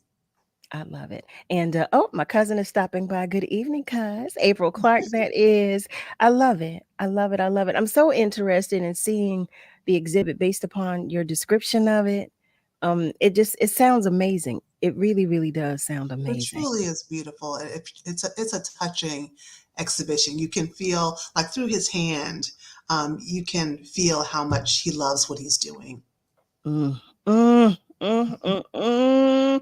family, I do want to remind you that DeJay did also share with us, for those. Well, Eric was just talking about the museum moving, and it was at 2026. Was it? 2026 is our 50th. The 50th. See, so much information. You hear me? So much information. So we're moving up to our 50th. We were founded as part of the bicentennial celebration in 1976. So as the country reaches the 250th, we have our 50th anniversary. And then, marching toward our 2028 opening on the Parkway. Now, DeJay, I know that we can't keep you. We can't hold you for long. I know you have to leave us. So I want to thank you for just coming to spend your time, your energy, your attention, your spirit, your space with us, and this information, your knowledge. We are excited. I know I am about the exhibit. We are excited about what's to come with the museum, and we can't wait to celebrate the 50th birthday as well. And one more thing, for how long? One more time. Will the exhibit be on display at the museum? It will be up. We'll start regular hours on March 23rd after the opening, and it'll run all the way through August 4th. Okay, through August 4th. You heard that, family. You heard that. Regular hours, March 23rd through August 4th. That is DeJay Duckett from the African American Museum in Philadelphia. Thank you, DeJay. Thank you. This has been a pleasure. Thank you for having me in your space. It's been beautiful. Thank you. It has been a pleasure and a privilege, especially since I finally got it right. Look. Yes. I said, no. Well, we look forward to seeing you. And then, when I see you in person, I'm just going to. Yeah, no, have a big away. A big hug. I'm just gonna look away. No. But thank you again, DeJay. We look forward to you coming back, and we will see you the next time. Thank you, DeJay. Thank you, Carol. Bye. Oh my goodness, family! Do you hear this? Look at this. I've just enjoyed our conversations tonight. I have to be honest with you. Earlier, just before the show, I was saying, okay, get it together, Carol. Get it together.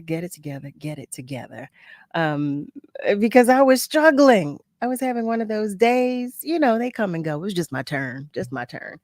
I was running around. What I think it was is because I'm tired. I'm just a little tired, but it's good. It's good to be tired. That means I'm active. So I'm not complaining. No complaints. I'm not complaining. Just sharing with you because I know that I can.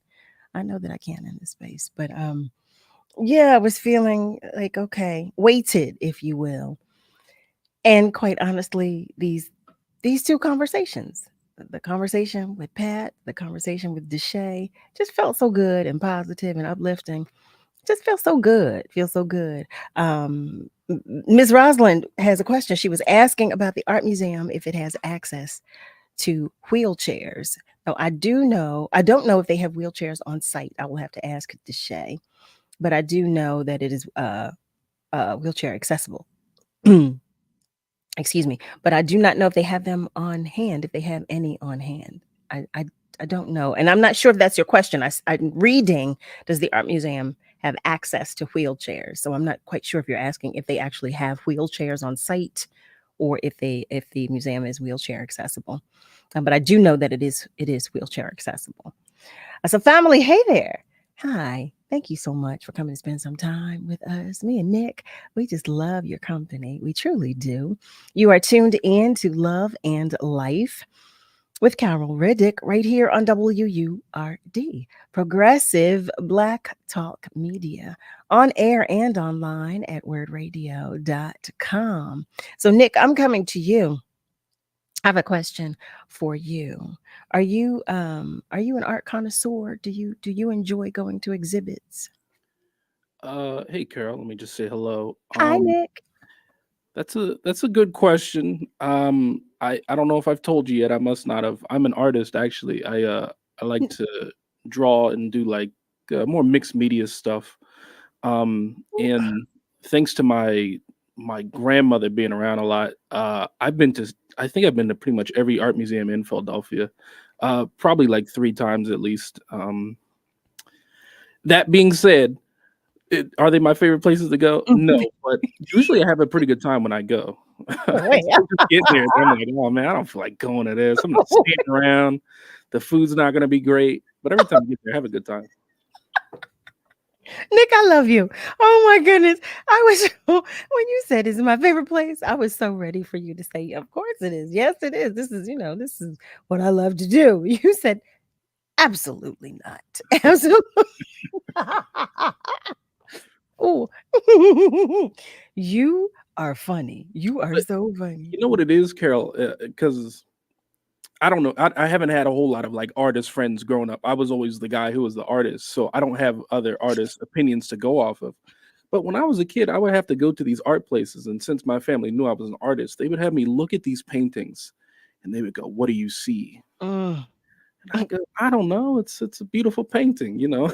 I don't have any sort of insight to. Oh, well, you see, his headspace was here, and this is why. I don't know. That's something you have to ask the art curator. I'm 7, you know. I'm just, I just like the colors, right? Like it looks good. I mean, that's what's hanging up, right? Oh my goodness. So you're pretty active now in the arts with you say you do mixed media. Yeah, mixed media, I guess more digital art now. But I do sketch art like all the time. That's probably my preferred method. And I've had an opportunity now to work with a lot of different mediums. And I gotta say, I just like my sketch art. It's just where I feel at home as far as artwork goes. And I mean, that's where like pretty much most of it starts anyway. Nick, how is this? Okay, I feel like I don't know you at all. Wait, Eric shares, this is news to us all. Wow. Submit your work, Nick. I feel the same way. Yeah, that's the thing. I've been doing this for a while, and I certainly love doing art. I think the longest that I've taken a break from doing it is probably like maybe even a month. And even then, I was like, I gotta draw something. You know, I just have to. It's funny. It's not something that I'm like always trying to. I'm actively trying to improve it, I should say. It's just whenever I get the inspiration to draw something, I sit down and do it. And I think that's like the best way to do it.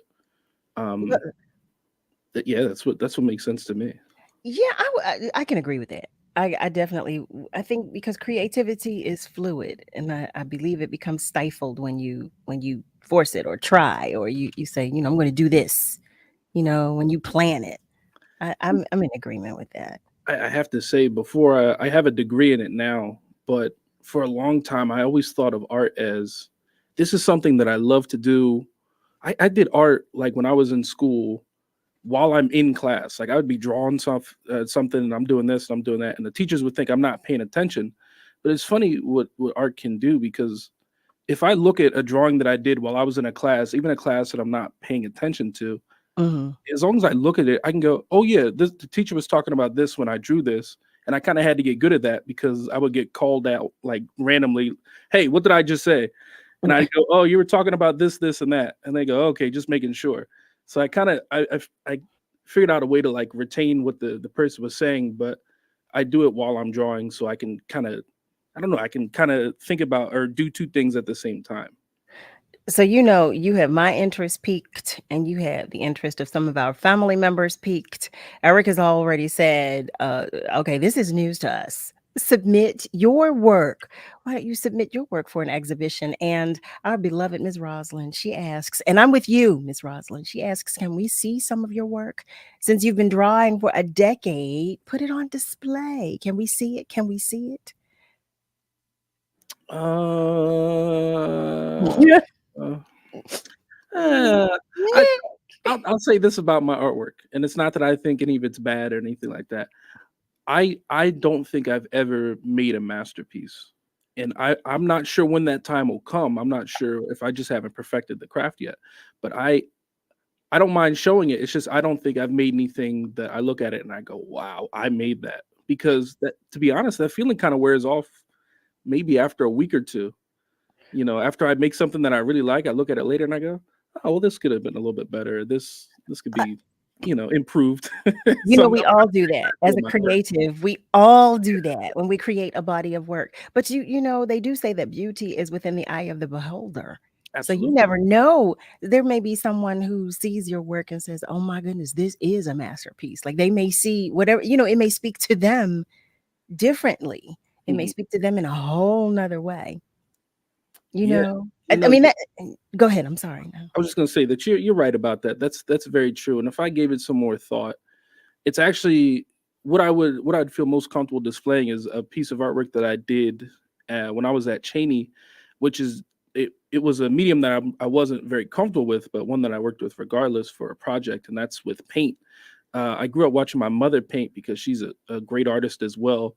And I used to just like watch her paint, and I was mesmerized by it, but I could never, I didn't have the patience to be a painter. But I did create a painting when I was at Cheney, and I like how that one came out. It still has some of those things where I go, oh, I wish this was better. But as far as like working with paint, which is something, like I said, I'm not terribly familiar with, I was very glad with how that came out. Nick, I'm going to stay on you. I want to see some work. And I see you, family. I see you commenting. I see some of your comments. We're going to take a short commercial break, but when we come back, I'm going to go to our comments and I'm going to share them. Stay with us because I'm staying on Nick. We're coming right back. In your journey back to work, we understand the barriers you may face. We have a solution to bridge that gap. No matter your background, PA CareerLink staff are here to provide personalized assistance and help you thrive.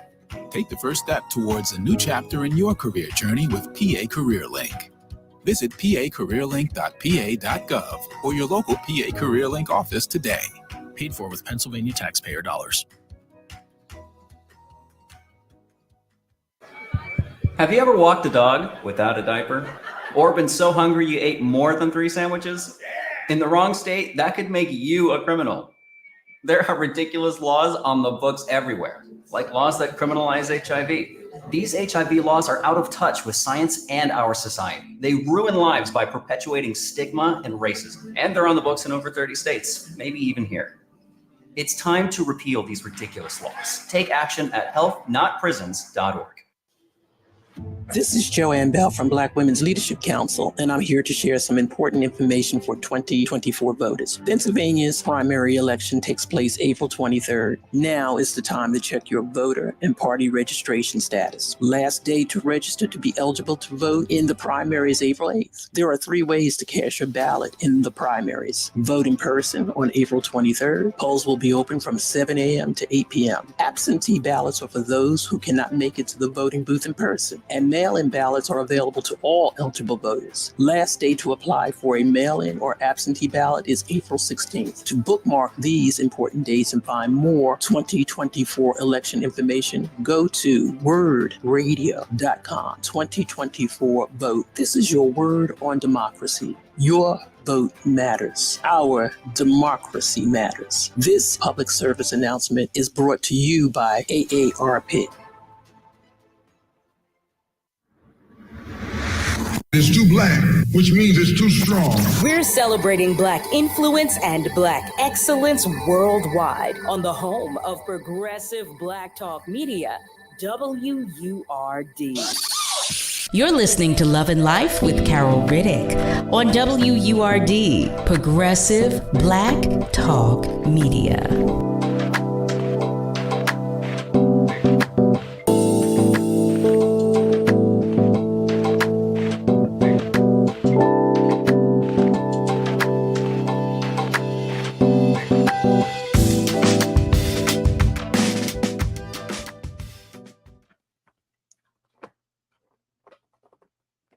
Oh, hey there, family. Welcome back. You are tuned in to Love and Life with Carol Riddick right here on WURD. Oh my goodness. So before the commercial break, I was talking with Nick, our beloved producer, and he shared that he is an artist. Now, I did not know this. I did not know this. He shared that he prefers mixed media, which I think is awesome. My stick people don't look like stick people. So that's that. I'm terrible at visual art. But family, I see you. I was sharing before the commercial break that I was going to go to our socials to read what you are posting. And you all are so funny. You are so funny. Malcolm shares.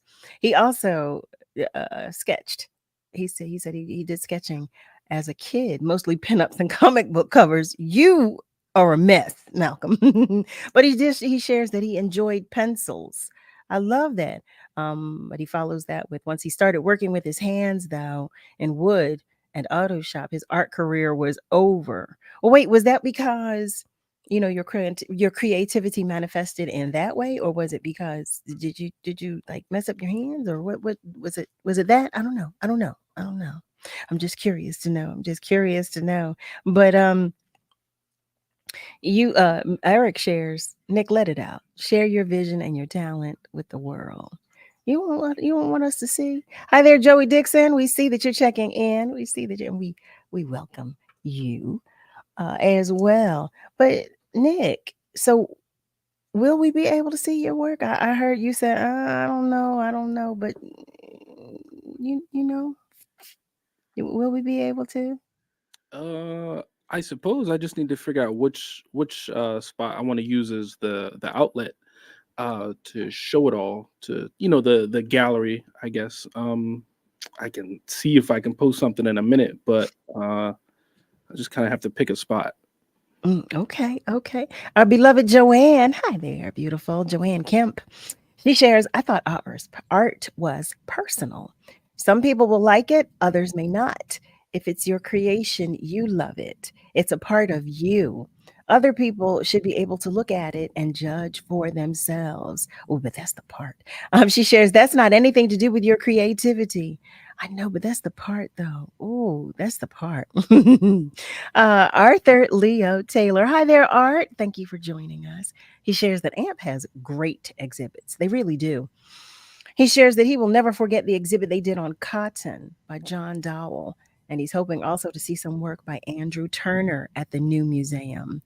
Yes. Oh, I would love Andrew Turner, Gordon Parks. I would love a few different exhibits. I would love that. But to our beloved Joanne's point, and I'm saying this, of course, like I'm not a visual artist at all.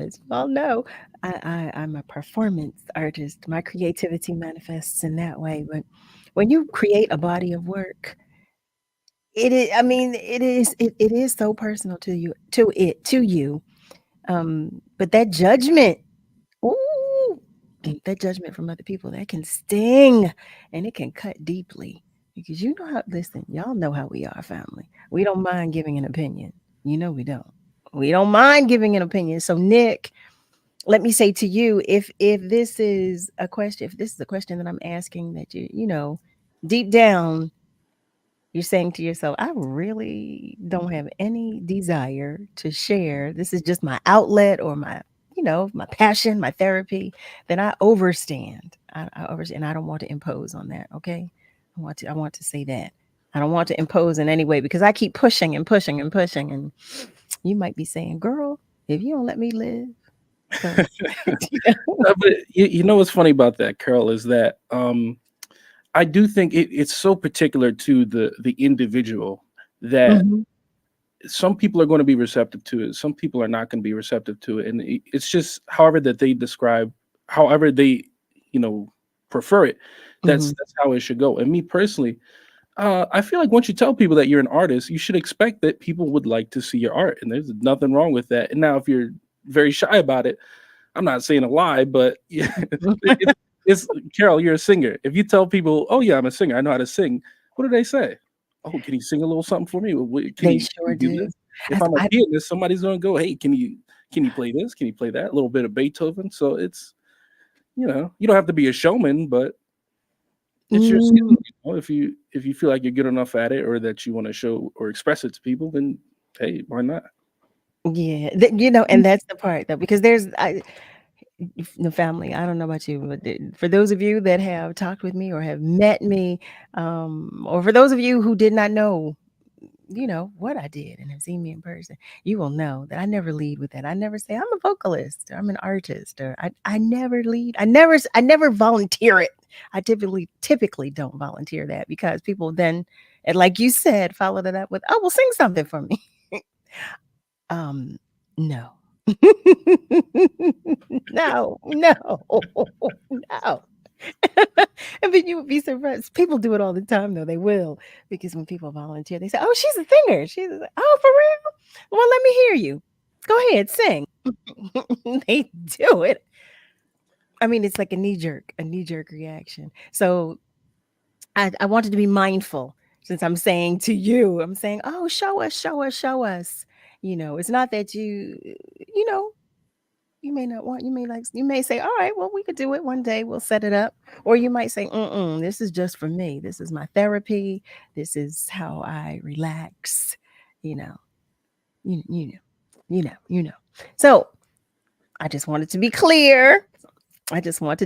Look, Nasir says, yes, you are. Yeah, I am very shy. Oh, I thought you were talking about Nick. Yes, I am shy. I am. I know. I don't like to talk about myself. I don't know. So Art shares, a lot of people gave their opinion about that Martin Luther King, Coretta Scott sculpture in Boston. He shares that he got to see it in person and it was amazing. Oh, wow. I did not see it in person. I was so upset when I was in Boston that I didn't get the opportunity to see it. I was there so quickly. But I'm so glad to know that in person, because I know there was so much controversy about that sculpture in social media when it was introduced to us. It was really, there was a lot of controversy. So family, I know we have just a few minutes left, but I want to introduce you to one other individual tonight. Her name is Latreca Pryor, to be exact, and she's a 54-year-old Black woman from Nevada. She had long hoped to own her own home, and as a result of hard work and President Biden's policies, she was able to do so. So in the remaining few minutes that we have, I'm going to ask if she wouldn't mind just sharing with us about her experience with the American Rescue Plan. Family, I'm inviting to the conversation Latreca Pryor. Latreca, I hope that we do have you there. Yes. All right, there she is. Hi, beautiful. Hi. I know we have like 2 minutes. I said I really want her to talk. Congratulations, quite honestly. Thank you. Like, wow. Tell us about this experience. This experience is, I couldn't believe it myself, and I know you only had 2 minutes, right? So, I just decided last year to just try to be be a homeowner. And I went through the little course to help me out, and didn't know where I was going to get the money from for the down payment, because I know that's the biggest thing is the down payment. And I was blessed with this American Rescue Plan, and it helps me.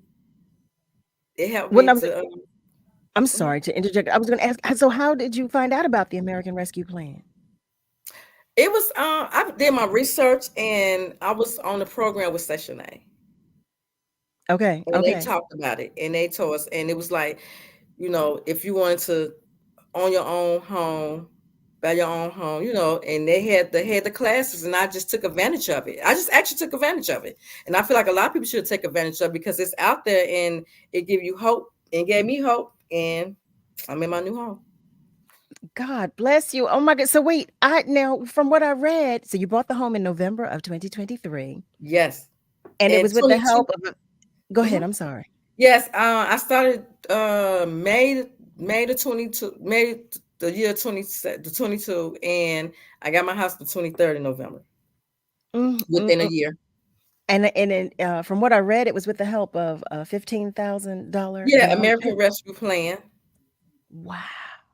That's what I said. Listen, I was like, right. I was like, man, because I'm telling you, I've been wanting. I always wanted to have my own my own home, but I never dreamed. I mean, like, where I'm gonna get the money from? Where I'm gonna get the down payment from? Because I used to ask questions, and when people buy their own home, I'm like, how did you get it? How much money you had to put? It was like 10,000, 15,000. I was like, I don't have that much money. Yes. So there's a process. You signed up for this program. Well, with me, I'm just saying, with me, what I did, I just signed up for the program. I signed it up. I went to the, you have to be in the class at least a year. A year. That's one of the part of, and then had your credit score up to 640. And that's when they start teaching you how to budget your money, how to get your credit together, and it's like step by step, and within a year. But to be honest with you, I think I did it within a year, but I had to go through it for a year because I was determined. And once, just say I started my class like in June of 22, and I want to say around March or April, I was ready. But I had to wait until July the 31st to get my certificate because they have classes on certain days. Okay. So I waited and I got my certificate. Latreca, we can't listen. We are all so happy for you. Congratulations. Congratulations. It's still unbelievable, but thank you. Oh my goodness. And all of the family is wishing you congratulating you. Look, I can't get it out. I can't.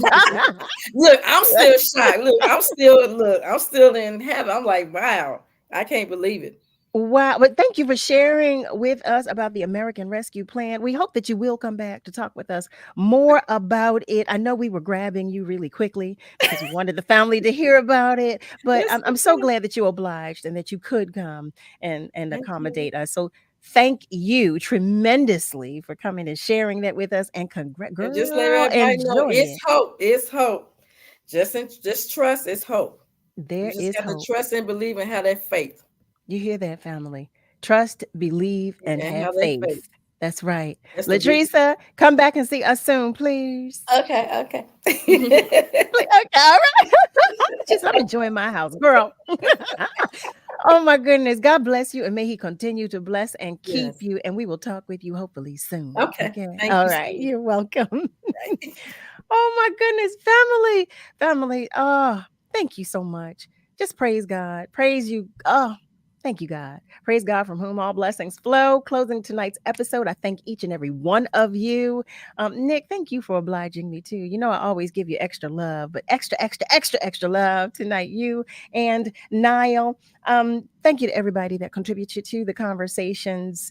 Happy birthday once again to all of our love bugs. Family, we're all in this together. So be good to you, but be good to those around you. And you know that I love you, okay? But God loves you so much more. And don't you ever forget that. Don't you ever. Please be careful out there. Have a great rest of your night. And be sure to join me Monday through Thursday, 7 till 9 p.m. Eastern Time for another edition of Love and Life with Carol Riddick, right here on WURD. Good night, y'all. Love you.